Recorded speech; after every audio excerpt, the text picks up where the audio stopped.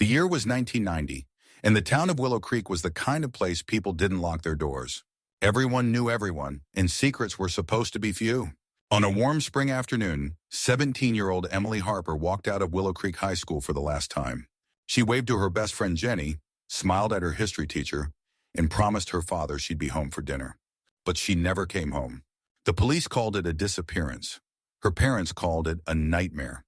Her younger brother Sam just kept asking when she'd be back. Posters went up. Search teams combed the woods. Her classmates wore ribbons and cried into cameras. But nothing came of it.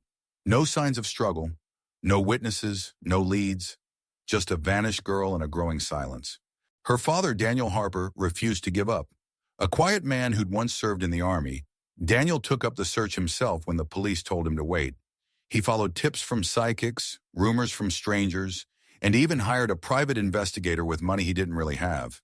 But Emily's trail was cold from the beginning. A year passed, then 2, then 5. People stopped talking about her.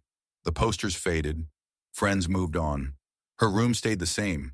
Her mother eventually fell into a long, quiet sadness that pills couldn't touch. Sam grew up without the sister who used to braid his hair and read him ghost stories. By the time 2012 arrived, Daniel Harper was a different man. His wife had passed away from cancer the year before, and Sam had moved to Chicago to start his own family. Daniel stayed behind in the same old house with creaking floorboards and too many memories. He barely spoke to anyone anymore. He just kept mowing the lawn, feeding the birds, and sitting alone in the evenings, still listening for a door that hadn't opened in 22 years. It was on one of those quiet nights that he wandered into the attic. He wasn't looking for anything in particular, just avoiding sleep, as usual. Dust motes danced in the flashlight's beam as he moved old boxes aside. There were suitcases, Christmas decorations, and bins of clothes. And then he found Emily's old school things, her books, her notebooks, and a battered blue yearbook. He hadn't opened it in years. The binding was frayed, and someone had drawn hearts around Emily's name on the cover. He sat down on an old wooden trunk and flipped through the pages, his eyes tracing faces he hadn't thought about in decades. Teenagers frozen in time, smiling, laughing, unaware that one of them would never graduate. Then on page 73, something made him stop. It wasn't Emily's photo. It was someone standing behind her in a group picture. A boy. Not a student, at least. He wasn't listed in the names. He wasn't even looking at the camera. His eyes were on Emily. There was something off about it, something that made Daniel's chest tighten. He brought the yearbook closer. The face was half obscured by shadows, but the expression wasn't right. Not cheerful, not even indifferent. There was focus, intensity, almost like he was watching her, waiting for something. Daniel turned the page, and there he was again, this time in the background of a photo at the spring carnival. This time further away, behind a booth, still looking at her. Daniel's hand began to tremble. Who was this? He went back to the first photo. The face was oddly familiar, like someone he might have passed in town but never noticed. But something deep in Daniel's gut whispered, this isn't coincidence. This is a pattern, a shadow that had followed his daughter through her final days at school. He took the yearbook downstairs, scanned the pages into his computer, and started comparing faces. All night, he dug through photos, old school bulletins, community newsletters, anything he could find from 1990. And that's when he saw it again, the same man, in the background of the school's holiday fundraiser. Then at a town hall meeting, always in the background, always watching, never acknowledged. He wasn't a student, he wasn't a teacher, and yet he was there. Daniel printed the images, laid them out on the kitchen table like puzzle pieces. He zoomed in on each face, looking for any details, badges, logos, anything that might give him a clue. One image caught his attention, a partial patch on the man's jacket, a security logo. Daniel's heart pounded. Was he part of the school staff? The next morning, he went to the Willow Creek Board of Education office and asked for staff records from 1989 to 1991. The woman at the desk told him it was against policy. He didn't argue. He just placed the yearbook page in front of her and said, "He might have taken my daughter." She looked at the page. Her eyes widened slightly. Then silently, she walked away. A few minutes later, she returned with a single manila folder. Maintenance and security staff. That's all I can give you. Daniel took the folder home. It had about 12 names. Most of them he didn't recognize. One of them, though, jumped off the page. Roger T. Clemens, hired in 1989, worked as a nighttime security assistant for 6 months, terminated in May 1990. No reason listed. May 1990, the same month Emily disappeared. Daniel stared at the name, then at the fuzzy photo from the background of the yearbook. It was him, older now in Daniel's mind, but unmistakably the same. He started digging. No social media. No recent addresses, just a P.O. box in another county. With the help of an old contact from his Army days now, in private investigation, he got a lead. Roger T. Clemens had changed his name in 1993 to Ronald Keyes. He had a minor record, trespassing, a DUI, and one disturbing conduct report involving a young waitress who had filed a complaint later withdrawn. He currently lived in a trailer just outside Milford, about 3 hours away. Daniel printed out everything and stared at the address. He didn't call the police. He got in his truck and drove. The road to Milford was long and empty. As he drove, memories of Emily flooded his mind, her laugh, her freckles, the way she always wrote in purple ink. He remembered her favorite song, the one she used to hum while brushing her hair. He thought about the way she looked on her last day, in a yellow jacket she borrowed from her mom. He wondered what she thought in her final moments. When he reached the trailer park, the sun was beginning to set.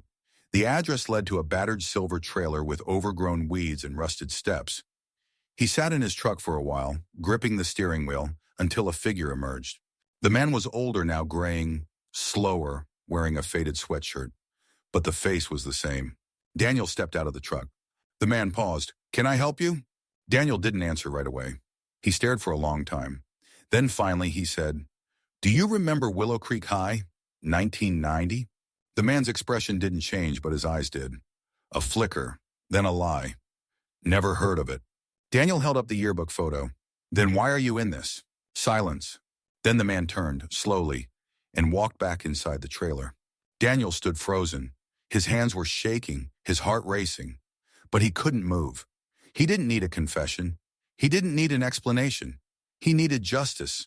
For Emily, for his wife, for the little boy who grew up with a hole in his world. He picked up his phone, and finally, after 22 years, he called the police. The dispatcher's voice on the phone was calm, professional, but Daniel's words spilled out in broken phrases. The name, the photos, the yearbook, his daughter, the trailer address. By the time local officers arrived at the Milford trailer, Roger T. Clemens, now Ronald Keyes, was gone. The trailer was dark. Empty beer cans littered the floor. A thin layer of dust suggested he hadn't been gone long, but he was gone nonetheless. The police didn't know what to do with Daniel at first. An old man waving a yearbook and demanding justice for a crime no one had officially solved. But something about his conviction, his eyes, the photos, the research forced them to listen. They filed a formal report, sent the yearbook and the employment records to cold case detectives in Willow Creek. A week passed, then another. Daniel waited and waited. He didn't sleep. He barely ate. He just stared at his phone and wondered where the man had gone. Then came the call. The Willow Creek PD reopened the case. They had forwarded the materials to a retired detective named Carl Denvers, who had worked the original investigation in 1990. He remembered Emily, and he remembered the dead ends. Now, staring at the evidence Daniel had dug up, Denvers felt the twist in his gut, guilt and hope tangled together. He called Daniel directly. "I spent 2 years looking for your girl," Denvers said. "We missed this. Maybe we weren't supposed to, but we did." Daniel didn't say anything. His breath was heavy, and his fingers clenched around the phone. "We're going to do this right," Denvers promised. "You have my word." With official backing now in place, a multi-county search was launched for Ronald Keyes. An old photo was distributed. Witnesses were re-interviewed. Former students from the class of 1990 were called in. A few even remembered the strange man on campus. No one knew his name back then, but they remembered how he lingered, how he stared. One girl remembered him standing outside the library window watching Emily. The police returned to his trailer with a warrant this time. This time, they went deeper. They found old boxes sealed with duct tape. Inside, clippings from 1990 newspapers about Emily's disappearance, her missing poster, and a cassette tape labeled with her initials E.H. No one touched it until forensics arrived. The tape contained a distorted recording, barely audible, but unmistakably Emily's voice. She was crying, pleading, asking for her father. and then a low voice said, "No one's coming. You're mine now." Daniel collapsed when he heard it. DNA evidence from the trailer was submitted. Forensics worked around the clock. Then another break came. An old map found in a toolbox under Key's bed. A hand-drawn sketch of a wooded area with a red X marked under something labeled North Stump. The location matched a remote section of the forest just outside Willow Creek land that had been cleared in the early 2000s, but was once dense and inaccessible. It had been searched briefly after Emily's disappearance, but only near the trails. This was deeper. A team was sent in with cadaver dogs and ground-penetrating radar. After 2 days, they found it. An old tree stump, rotted at the center. Underneath, wrapped in torn plastic and a decayed school jacket remains. Female. Young. A small silver necklace was still intact, the one Daniel had given Emily for her 16th birthday. The coroner confirmed what Daniel already knew. Emily had been there the whole time. The announcement swept through Willow Creek like wildfire. A town that had buried the memory now faced it again. The high school held a vigil. Former classmates came from across the country to place flowers near the site. Local news ran the story with footage from 1990, side by side with the recent search. Daniel stood by the stump alone when the search team cleared the area. He didn't cry.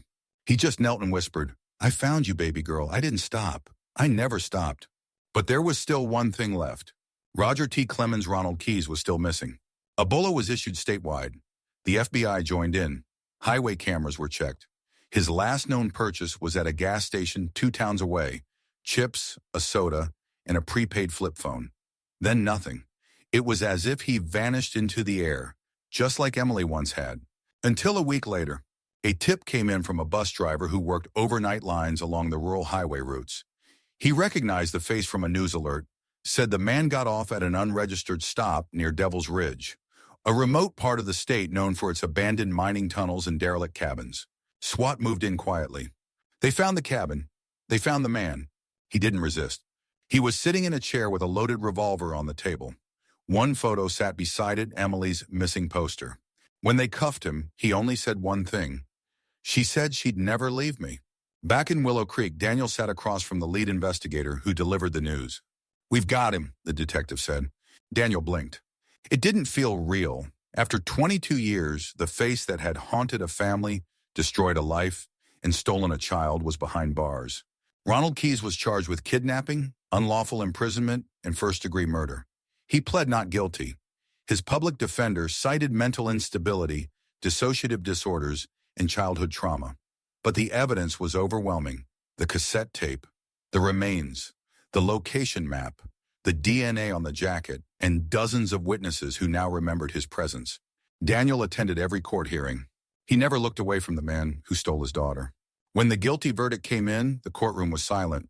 The judge sentenced Ronald Keyes to life in prison without parole. Daniel stepped outside the courthouse and stood in the cold air. Cameras flashed, journalists shouted, but he didn't speak. He just looked at the sky.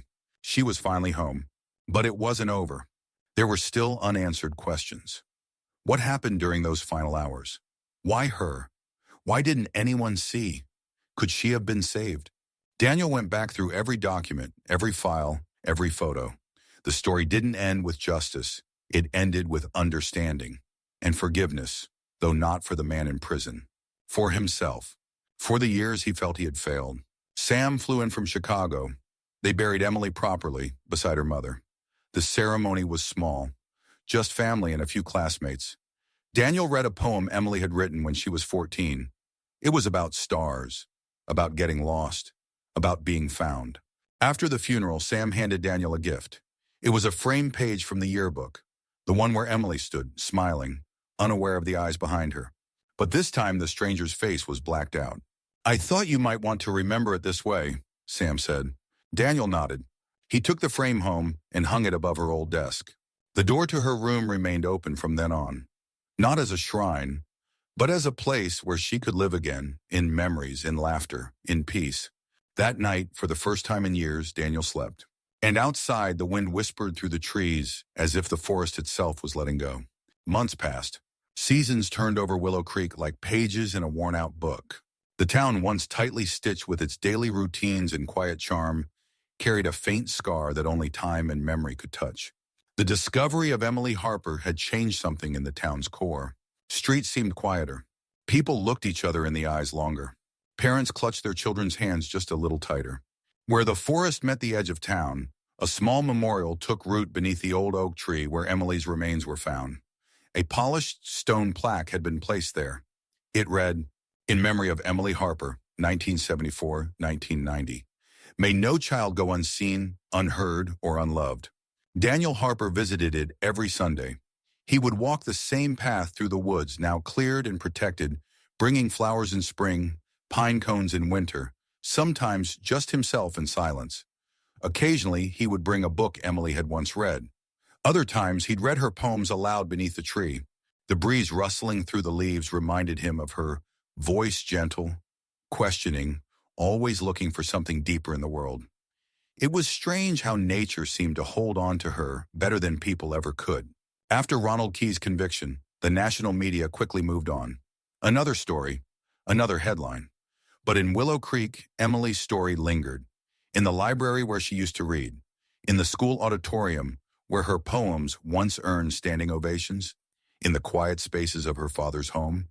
Sam, Daniel's cousin, stayed in town longer than expected. He helped Daniel sort through decades of memories boxes of Emily's drawings, old cassette tapes of her singing, a collection of notebooks filled with dreams, and a list titled, "Things I'll Do with Dad This Summer." Daniel had to step away when he read that. She never got that summer. He whispered to the list, promising her they would do every single thing, if not in this world, then in the next. Sam decided to start a foundation in her name, the Emily Project. It focused on helping families of missing children, especially those in cold cases that law enforcement had long given up on. They raised awareness, created community toolkits, and trained local police departments to recognize early red flags. Sam even wrote grants for rural towns to implement better school safety protocols and background check systems. Daniel stayed out of the spotlight, but one day he agreed to speak at a fundraiser held at Emily's old high school gymnasium, the same one where she'd once read her poem about stars and hope. Standing in front of a silent crowd, Daniel held a faded photograph of his daughter. "I want you to remember her," he said, "not for what happened, but for who she was." Emily was curious, bright, brave. She believed in kindness. She believed in people even when they didn't deserve it. She believed in me, and she believed right to the end that I would find her. He paused, letting the emotion rise but not spill over. "And I did." There wasn't a dry eye in the room. After the speech, a woman approached him. Her name was Maria, and her sister had gone missing in 1989. No leads, no press coverage. No one had cared. But after hearing Emily's story, she felt something she hadn't in years hope. Daniel took her hand in his. That's what Emily would have wanted. Months later, Daniel received a call from the state attorney's office. Investigators had reopened 3 cold cases, all involving young girls who had vanished between 1988 and 1992. Ronald Keyes, it turned out, had traveled extensively for handyman work. In each location, there were eerie similarities: missing girls, strange sightings of a man lurking near schools, and gaps in police files. They asked Daniel if he wanted to observe a closed session reviewing the evidence. He didn't hesitate. 2 families finally received their answers. One girl was found buried near an abandoned church that Keyes had once worked on. Her parents were present when the remains were confirmed. They said Daniel's story gave them the strength to keep asking questions. The 3rd case remained unsolved. No body, no known location, just a name, a missing poster, and a broken timeline. Still, Daniel knew that shining a light on darkness, even if it didn't expose everything, was still worth doing. Emily's case had not just revealed a killer, it had exposed systemic failures, poor communication between school officials and police, disorganized record-keeping, and a widespread attitude that teenage girls were probably just rebelling or running away, especially girls from working-class homes, especially girls without connections. The state issued an official apology for how Emily's case had been handled. They formed a new division within Child Protective Services aimed at tracking suspects who use fake identities to work near minors. It was named the Harper Initiative. Daniel didn't care for politics, but he believed in the mission. One evening, while sorting through another forgotten box in the attic, he found a letter Emily had written but never sent. It was folded neatly and addressed to him. "Dear Dad, I know I act like I don't need you sometimes, but I always do. You see me. You listen. You don't run when I cry. You're not just my dad. You're my best friend. If anything ever happens to me, I know you'll never stop looking. And that's how I know I'll always be safe. Love, Emily. Daniel folded the letter and pressed it to his chest. She had known. Even in her youth, she had known the depth of his love. But her story wasn't over. 3 months after Keyes was sentenced, investigators discovered a hidden floorboard compartment in his remote cabin. Inside were tapes. Most were either blank or too damaged to recover. But one was labeled June 2nd, 1990, 3 days after Emily vanished. The tape was viewed in private. It showed Emily, alive, sitting on a thin mattress, scared but composed, speaking softly into the camera. "If you're watching this," she said, "then I didn't make it. But I want you to know I tried. I kept thinking about my dad. I knew he was coming. He never gives up." She smiled just once. "I believe in you, Dad. I always did." Daniel didn't cry when he watched it. He sat perfectly still. When the tape ended, he asked for a copy. The original was logged into evidence. He kept his copy in a fireproof box beside her diary.